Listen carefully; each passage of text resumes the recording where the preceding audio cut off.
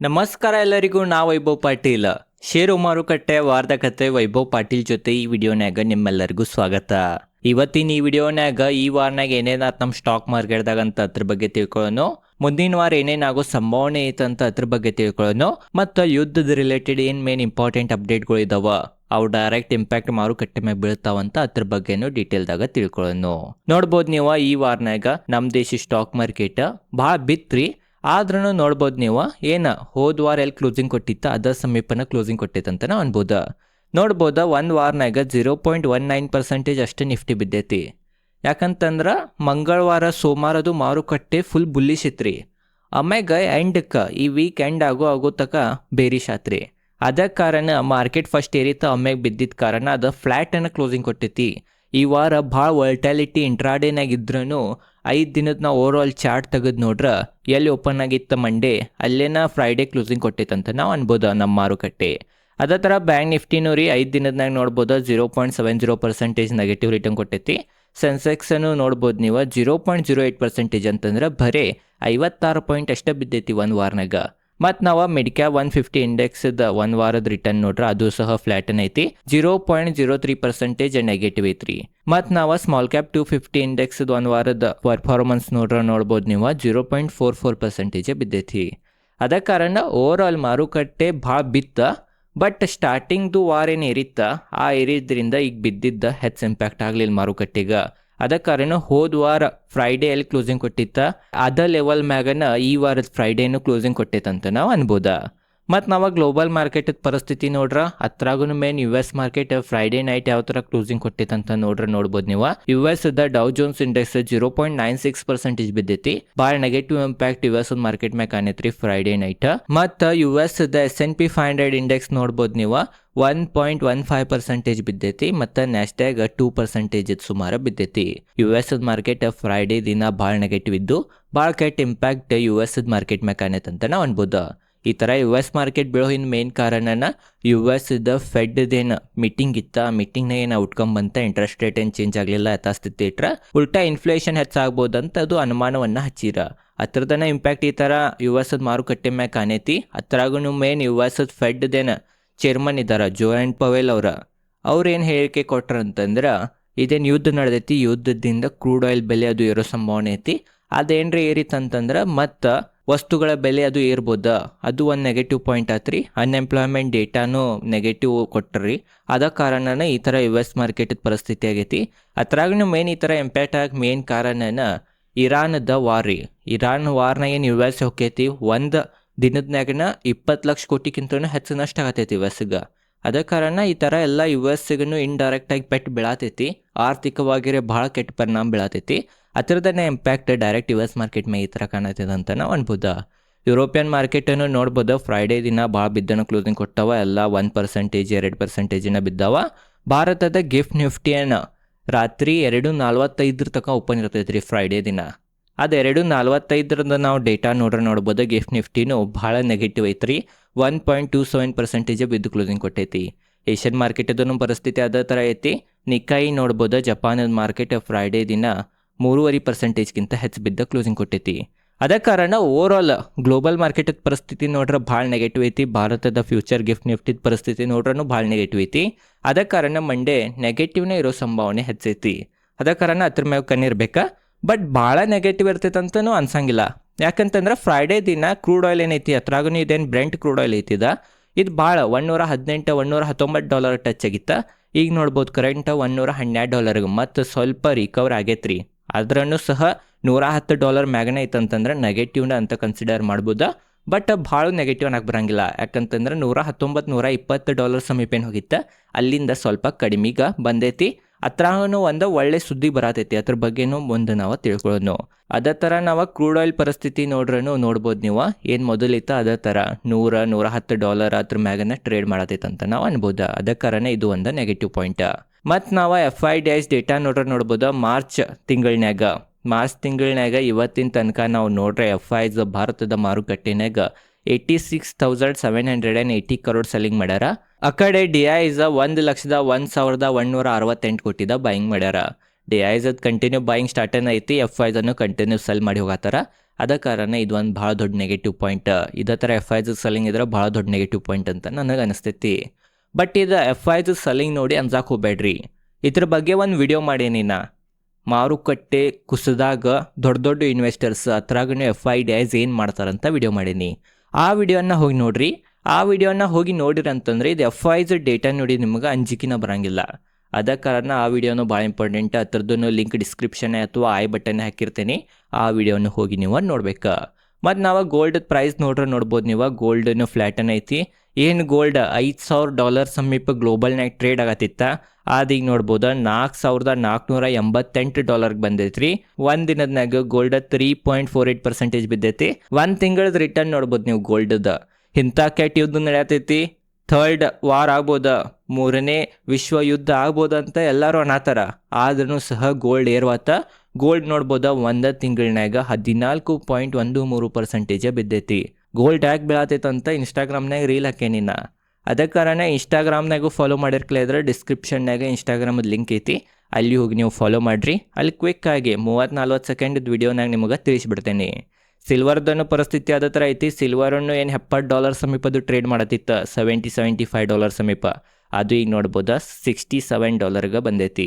ಸಿಲ್ವರ್ದನ್ನು ಪರಿಸ್ಥಿತಿ gold ಥರನ ಒಂದಿನದ್ನಾಗ silver 7%ಗಿಂತ ಹೆಚ್ಚು ಬಿದ್ದೈತಿ. ಮತ್ತು ಒಂದು ತಿಂಗಳನ್ಯಾಗ ನೋಡ್ಬೋದು 23.35% ಬಿದ್ದೈತಿ. ಸಿಲ್ವರ್ ಗೋಲ್ಡ್ ಈ ಥರ ಬೀಳಾಕನ ಮೇನ್ ಕಾರಣ $US ಇಂಡೆಕ್ಸ್. ನೋಡ್ಬೋದು $US ಇಂಡೆಕ್ಸ್ 99ಗೆ ಬಂದೈತಿ. ಸ್ವಲ್ಪ ಹಾಗೆ ಬಂದೈತ್ರಿ. ನೋಡ್ಬೋದು ಈ ಗ್ರಾಫ್ ನೋಡೇ ಗೊತ್ತಾಗ್ತೈತಿ. ಎಷ್ಟು ಕೆಳಗಿತ್ತ $96 ಸಮೀಪದು ಟ್ರೇಡ್ ಆಗತ್ತಿತ್ತ. ಈಗ $99 ಬಂದೈತಿ. ಡಾಲರ್ ಸ್ಟ್ರಾಂಗ್ ಆಗಿದ್ದ ಕಾರಣ ಗೋಲ್ಡ್ ಮತ್ತು ಸಿಲ್ವರ್ ಈ ಥರ ಬೀಳತೈತೆ ಅಂತ ನಾವು ಅನ್ಬೋದ. ಡಾಲರ್ದ ಮತ್ತು ಗೋಲ್ಡ್ ಸಿಲ್ವರ್ದ ಏನು ಸಂಬಂಧ ಅಂತ ನಿಮ್ಮ ತಲೆ ಕ್ವಶನ್ ಇದ್ರೆ ಅದ್ರ ಬಗ್ಗೆನೂ ಹೇಳ್ತೇನೆ ನೋಡ್ರಿ.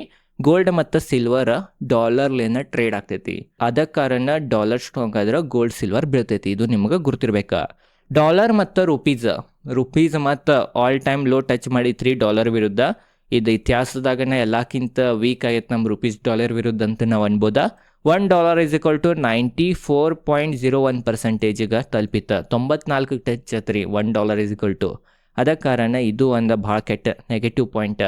ಈ ಒಂದು ಕಾರಣದಿಂದನೂ $1 ವಿರುದ್ಧ ಲೋ ಟಚ್ ಮಾಡೋ ಕಾರಣದಿಂದನೂ FIs ಈ ಥರ ಮಾರ್ಕೊಂಡು ಹೋಗತ್ತಾರ ಅಥವಾ ಮತ್ತೆ ಮರಳಿ ಬರವಾಳ್ರಂತನೂ ನಾವು ಅನ್ಬೋದ. ಮತ್ತು ಬಿಟ್ಕಾಯಿನ್ ಪರಿಸ್ಥಿತಿ ನೋಡ್ಬೋದ. ಬಿಟ್ಕಾಯಿನ್ ಪರಿಸ್ಥಿತಿ ಅಷ್ಟೇನು ಸರಿ ಇಲ್ಲ.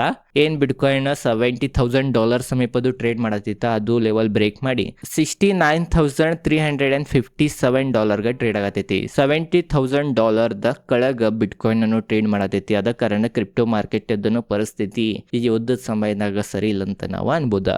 ಮತ್ತು ಬರೀ ಈಗ ಏನು ತಿಳ್ಕೊಳ್ಳೋದಂತಂದ್ರೆ ಯುದ್ಧ ರಿಲೇಟೆಡ್ ಟಾಪ್ ಸುದ್ದಿಗಳೇನಿದಾವ ಅವು ಡೈರೆಕ್ಟ್ ಇಂಪ್ಯಾಕ್ಟ್ ಮಂಡೆ ಭಾರತದ ಮಾರುಕಟ್ಟೆ ಮೇಲೆ ಬೀರ್ಬೋದ, ಅವ್ರ ಬಗ್ಗೆ ತಿಳ್ಕೊಳ್ಳೋಣ. ನೋಡ್ರಿ, ಈಗ ಯುದ್ಧ ಸ್ಟಾರ್ಟ್ ಆಗಿ 2 ವಾರ ಅಥವಾ ಅದಕ್ಕಿಂತನೂ ಹೆಚ್ಚಾತ. ಈ 2 ವಾರನಾಗ ಯುದ್ಧ ಏನೂ ನಿಲ್ಲೋ ಸಂಕೇತ ಕೊಟ್ಟಿಲ್ಲ. ಡೊನಾಲ್ಡ್ ಟ್ರಂಪ್ ಅವರೇ ಕ್ಲಿಯರ್ ಹೇಳ್ಯಾರ, ನಾ ಕದನ ವಿರಾಮವನ್ನ ಸೀಸ್ ಫೈರ್ ಅನ್ನ ಮಾಡಂಗಿಲ್ಲ ಅಂತ ಹೇಳ್ಬಿಟ್ಟಾರ. ಅದ ಕಾರಣ ಇದೆಲ್ಲ ನೋಡ್ರ ಯುದ್ಧ ಏನೀಗ ನಿಲ್ಲೋ ಹಂಗ ಕಾಣುವತ್ತ. ಯುದ್ಧ ಕಂಟಿನ್ಯೂನ ಇರೋ ಹಂಗೈತ್ರಿ. ಇರಾನನ್ನು ಸೋಲ ಒಪ್ಕೋವಾತ. ಇರಾನನ್ನು ಯುದ್ಧನ ಕಂಟಿನ್ಯೂನ ಬೆಳೆಸಾತೈತಿ. ನೋಡ್ರಿ, ಟಾಪ್ ಸುದ್ದಿಗಳು ನೋಡ್ರಿ. ಅತ್ರಾಗೂ ಒಂದೇ ಮೇನ್ ಸುದ್ದಿ ಏನು ಕ್ರೂಡ್ ಆಯಿಲ್ $120 $119 ಟ್ರೇಡ್ ಆಗತ್ತಿತ್ತ. ಅದೀಗ $112 ಯಾಕೆ ಟ್ರೇಡ್ ಆಗತೈತಿ? ಅದರಿಂದ ಮೇನ್ ಕಾರಣ ನೋಡ್ರ ಡೊನಾಲ್ಡ್ ಟ್ರಂಪ್ ಅವ್ರದ್ದು ಒಂದು ಹೇಳಿಕೆ ಅಥವಾ ಒಂದು ಧಮ್ಕಿ ಇರಾನ್ಗೆ ಕೊಟ್ಟಾರ. ಅದೇನಂತಂದ್ರೆ ಟ್ರಂಪ್ ಅವ್ರು ಏನು ಹೇಳ್ಯಾರಂತಂದ್ರೆ ಇರಾನ್ಗೆ 48 ಗಂಟೆದಾಗ 48 ಅವರ್ಸ್ನಾಗ ಸ್ಟೇಟ್ ಆಫ್ ಹಾರ್ಮೋಸ್ ಜಲಸಂಧಿಯನ್ನು ಖಾಲಿ ಮಾಡ್ರಿ.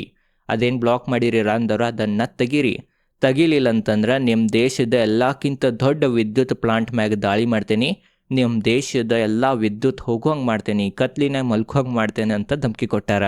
ಅದ ಕಾರಣ ಈ ಒಂದು ಧಮ್ಕಿಲೇ ಇರಾನ್ ಅಂಜಿ ಸ್ಟೇಟ್ ಆಫ್ ಹಾರ್ಮೋಸ್ ಖಾಲಿ ಮಾಡ್ತೈತೋ ಇಲ್ಲೋ ಅಂತ ನೋಡ್ಬೇಕು. 48 ಗಂಟೆನಾಗ ಏನ್ರಿ ಮಾಡಿತ್ತಂತಂದ್ರೆ ಮತ್ತೆಲ್ಲ ನಾರ್ಮಲ್ ಆಗ್ತೈತಿ, ಗ್ಲೋಬಲ್ ಎಕನಾಮಿಕ್ ನಾರ್ಮಲ್ ಆಗ್ತೈತಿ, ಎಲ್ಲ ನಾವು ವೀಕ್ಷಕರಿಗೆ ಶಾಂತಿ ಆಗ್ತೈತಿ, ಮತ್ತು ಮಾರುಕಟ್ಟೆ ಬೌನ್ಸ್ ಬ್ಯಾಕ್ ಮಾಡ್ಬೋದು ಮಂಡೇ. ಬಟ್ ಏನ್ರೇ ಮಾಡಲಿಲ್ಲ, ಅವರು ಗಪ್ ಕುಂತ್ರ. US ಏನ್ರೇ ವಿದ್ಯುತ್ ಅವ್ರ ದೊಡ್ಡ ಪ್ಲಾಂಟ್ ಮ್ಯಾಗ ಏನ್ರೇ ದಾಳಿ ಮಾಡಿತ್ತ, ಎಲ್ಲ ಕರೆಂಟ್ ಹೋತಂತಂದ್ರೆ ಈ ಯುದ್ಧ ಮತ್ತೆ ಬೆಳೆಯೋ ಸಂಭಾವನೆ ಐತಿ. ಅದ ಕಾರಣ ಇದ್ರ ಮ್ಯಾಗ ಕಣ್ಣಿರ್ಬೇಕಾ.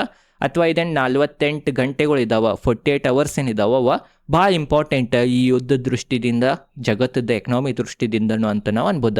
ಅದ ಕಾರಣ ಈ ಸುದ್ದಿ ಮ್ಯಾಗೂ ನಮ್ದು ಕಣ್ಣಿರ್ಬೇಕಾ.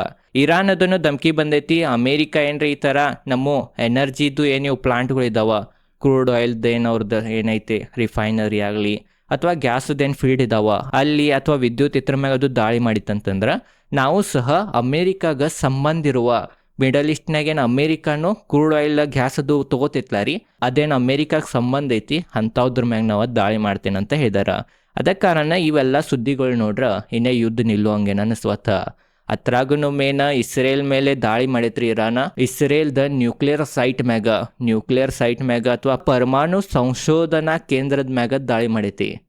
ದಾಳಿದಿಂದ ಪರಮಾಣು ಅದು ಏನು ಲೀಕ್ ಆಗಿಲ್ಲ ಅಂತ, ಆದ್ರೂ ಸಹ ಇಸ್ರೇಲ್ದ 100 ಜನ ಗಾಯಗೊಂಡಿದ್ದಾರಂತ, 100ಕ್ಕಿಂತ ಹೆಚ್ಚಿದಾರಂತ. ಅದ ಕಾರಣ ಇಸ್ರೇಲ್ಗನ್ನು ಪ್ರತಿ ಉತ್ತರ ಇರಾನ್ ಕೊಡತೈತಂತ ಈ ಒಂದು ಸುದ್ದಿಲೇನೋ ನಮಗೆ ಗುರ್ತಾಗ್ತೈತಿ. ಇರಾನ್ ಅದೇನು ನ್ಯೂಕ್ಲಿಯರ್ ಸೈಟ್ ಐತಿ ಅದರ ಹೆಸರು ಏನಂತಂದ್ರೆ ನಟಾಜು ಪರಮಾಣು ಪುಷ್ಟೀಕರಣ ಕೇಂದ್ರದ ಮ್ಯಾಗ ಅಮೇರಿಕಾ ಮತ್ತು ಇಸ್ರೇಲನ್ನು ದಾಳಿ ಮಾಡೈತಿ. ಅದರಿಂದ ಏನಿದೆ ಇರಾನ್ ನ್ಯೂಕ್ಲಿಯರ್ ಇನ್ರಿಚ್ಮೆಂಟ್ ಮಾಡತ್ತಿತ್ತ ಅದ್ರ ಮ್ಯಾಗ ದಾಳಿ ಆಗೈತಂತ್ರಿ. ಅದರಲ್ಲೇ ದಾಳಿ ಆಗಿದ್ದ ಕಾರಣ ಯಾವುದೂ ಏನು ವಿಕಿರಣಗಳೇನು ಹೊರಗೆ ಬಂದಿಲ್ಲ ಅಂತ. ಅದ ಕಾರಣ ಹೆಚ್ಚು ತಲೆ ಕೆಡಿಸ್ಕೊಳ್ಳೋ ಅವಶ್ಯಕತೆ ಇಲ್ಲ. ಏನ್ರೆ ವಿಕಿರಣದು ಏನ್ರೆ ಹೊರಗೆ ಬಂದು ಎಲ್ಲ ಕಡೆ ಹರಡಿತ್ತಂತಂದ್ರೆ ಅದು ಭಾಳ ದೊಡ್ಡ ಹಾನಿ ಇರಾನ್ಗೆ ಆಗ್ತಿತ್ತಂತ ನಾವು ಅನ್ಬೋದ. ಬಟ್ ಇದರಿಂದ ಮತ್ತೆ ಇರಾನದ ನ್ಯೂಕ್ಲಿಯರ್ ಪ್ರಾಜೆಕ್ಟ್ ಮ್ಯಾಗ ಭಾಳ ದೊಡ್ಡ ಹಾನಿ ಆಗೈತಿ ಅಥವಾ ಭಾಳ ದೊಡ್ಡ ದಾಳಿ US ಮತ್ತು ಇಸ್ರೇಲ್ ಕೂಡಿ ಇರಾನ್ ಮ್ಯಾಗ ಮಾಡೈತಿ ಇದು ಒಂದು ನ್ಯೂಕ್ಲಿಯರ್ ಸೈಟ್ ಮ್ಯಾಗ ಅಂತ ನಾವು ಅನ್ಬೋದ. ಮತ್ತೊಂದನೇ ಏನಂತಂದ್ರೆ ಇರಾನ್ ಏನು ಭಾಳ ಕಮ್ಜೋರ್ ಐತಿ, ಅದಕ್ಕೇನು ಯುದ್ಧ ಮಾಡೋಕ್ಕಾಗಿಲ್ಲ. ಅವ್ರ ಕಡೆ ಏನು 2000 ಕಿಲೋಮೀಟ್ರ್ ಅಷ್ಟು ದಾಳಿ ಮಾಡೋ ಮಿಸೈಲ್ಗಳಿದಾವೆ, ಬಾಂಬ್ಗಳಿದಾವೆ ಅಂತ ಎಲ್ಲರಿಗೂ ಅನ್ಸಿತ್ತ.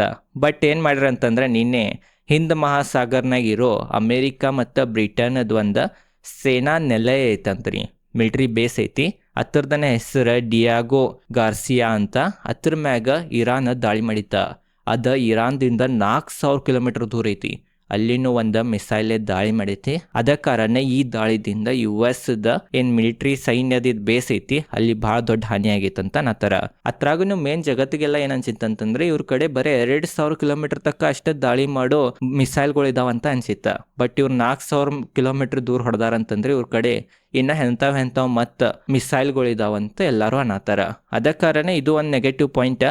ಅದ ಮಿಸೈಲ್ ಮತ್ತು ಯುರೋಪಿಯನ್ ಯೂನಿಯನ್ ಮ್ಯಾಗ ಅಲ್ಲಿ ದಾಳಿ ಮಾಡಿತ್ತಂತಂದ್ರೆ ಖಂಡಿತವಾಗಿ ಮತ್ತು 3ನೇ ಮಹಾಯುದ್ಧ ಸ್ಟಾರ್ಟ್ ಆಗೋ ಸಂಭಾವನೆ ಏನೋ ಭಾಳ ಹೆಚ್ಚೈತಂತ ನಾವು ಅನ್ಬೋದ. ನೋಡ್ರಿ, ಇದರಿಂದ ಈಗಿನ ತನಕ ನಾವು ನೋಡ್ರ ಡೇಟಾ ಕರೆಕ್ಟ್ ಐತು ಸುಳಿತು ಗೊತ್ತಿಲ್ಲ. ಬಟ್ ಈಗಿನ ತನಕ ನಾವು ನೋಡ್ರ 2000ಕ್ಕಿಂತ ಹೆಚ್ಚು ಜನ ಮೃತಗೊಂಡಿದ್ದಾರೆ ಈ ಒಂದು ಯುದ್ಧದಾಗಂತ ನಾವು ಅನ್ಬೋದ.